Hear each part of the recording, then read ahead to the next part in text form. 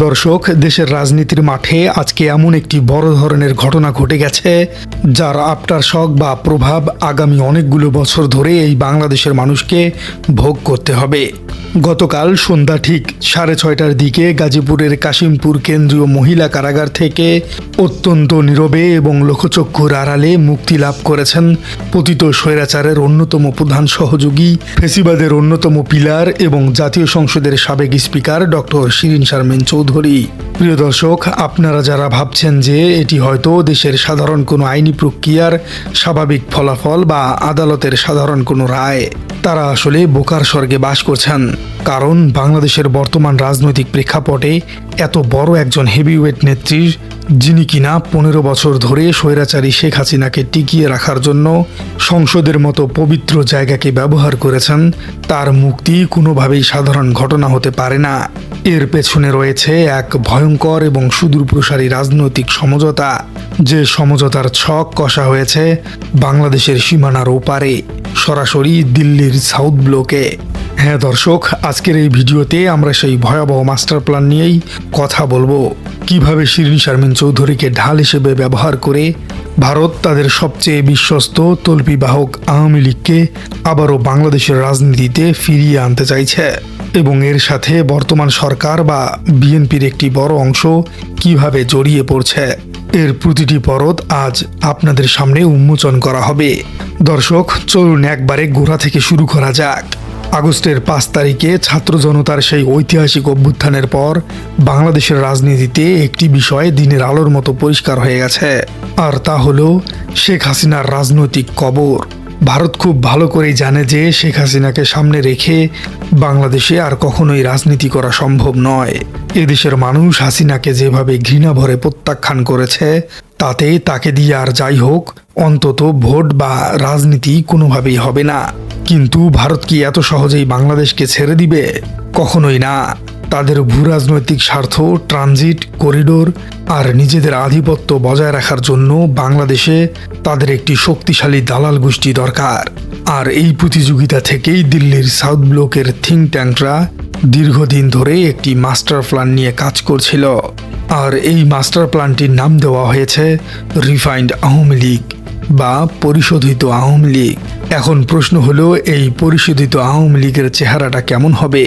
ভারত এমন কাউকে খুঁজছিল যার গায়ে সরাসরি খুনের দাগ নেই, যাকে দেখতে শিক্ষিত, ভদ্র এবং আন্তর্জাতিক মহলের কাছে গ্রহণযোগ্য মনে হয়।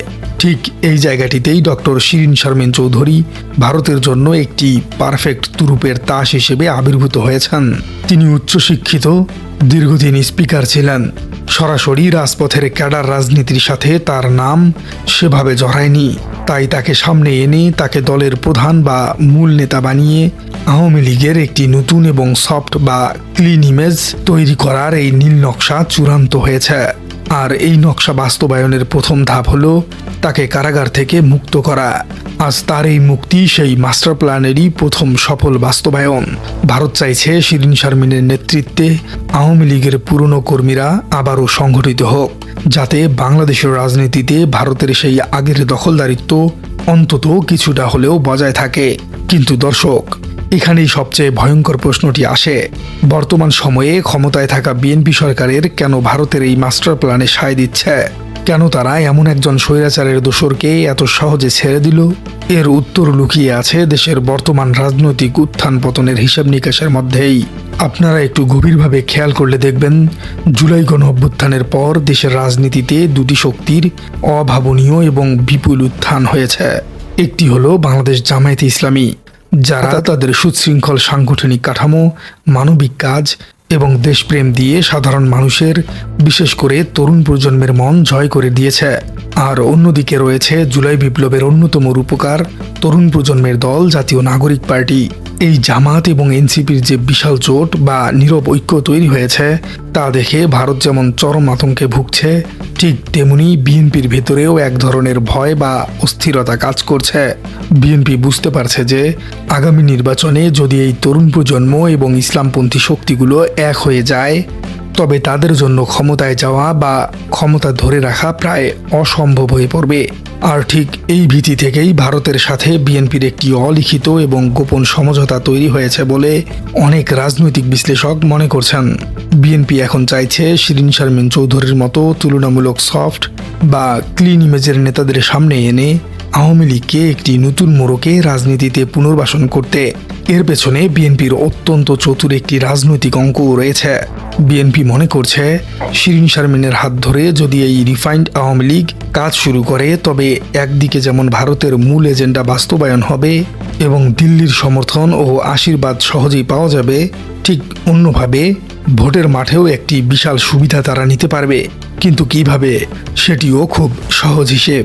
আওয়ামী লীগ যদি মাঠে থাকে, তবে তাদের যে 15 থেকে 20% অন্ধ বা বাটা ভোট ব্যাংক রয়েছে, তারা শিরিন শারমিনকে ভোট দিবে। অর্থাৎ ইসলামপন্থী এবং তরুণদের এই নতুন রাজনৈতিক স্রোতকে ঠেকিয়ে দিতে বিএনপি অত্যন্ত সুকৌশলে আওয়ামী লীগকে মাঠে নামিয়ে দিচ্ছে। নিজেদের ক্ষমতা টিকিয়ে রাখার জন্য তারা স্বৈরাচারের দোসরদের সাথেও আপোষ করতে পিছপা হচ্ছে না। সামনের নির্বাচনে হয়তো আওয়ামী লীগ আর বিএনপি একজোট হয়েও নির্বাচন করতে পারে, কারণ বর্তমান বিএনপি বুঝে গেছে তারা পরবর্তী নির্বাচনে কিছুতেই এনসিপি এবং জামাতের বিরুদ্ধে জিততে পারবে না। দর্শক, অনেক বিশ্লেষক বলছেন, আমরা কি একবারও ভেবে দেখেছি এই আপোষ, এই রাজনৈতিক ছকবাজি বাংলাদেশের জুলাই বিপ্লবের হাজারো শহীদদের সাথে কতটা চরম এবং ক্ষমার অযোগ্য বেইমানি হলো? এই তো মাত্র কয়েক মাস আগের কথা। বাংলাদেশের চোখের সামনে এই স্বৈরাচারী সরকার হাজার হাজার ছাত্র জনতাকে পাখির মতো শেষ করে ফেলেছে। আর আজ সেই শহীদদের দাগ শুকাতে না শুকাতেই সেই স্পিকারকে কারাগার থেকে মুক্ত করে এনে নতুন করে রাজনীতি করার সুযোগ দেওয়া হচ্ছে, শুধু নিজেদের গদি টিকিয়ে রাখার স্বার্থে, শুধু ভারতকে খুশি করার জন্য আজ বাংলাদেশের সন্তানদের সাথে বেইমানি করা হচ্ছে। অনেকেই মনে করছেন এটা শুধু রাজনৈতিক খেলাই নয়, এটা দেশের আপমর ছাত্র জনতার অনুভূতির সাথে এক নিষ্ঠুর উপহাস।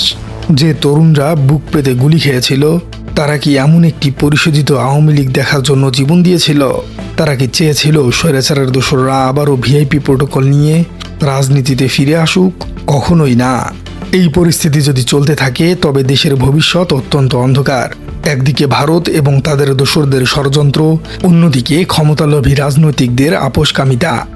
এই দুয়ের জাতাকলে পরে বাংলাদেশের স্বাধীনতা এবং সার্বভৌমত্ব আজ এক গভীর সংকটের মুখে।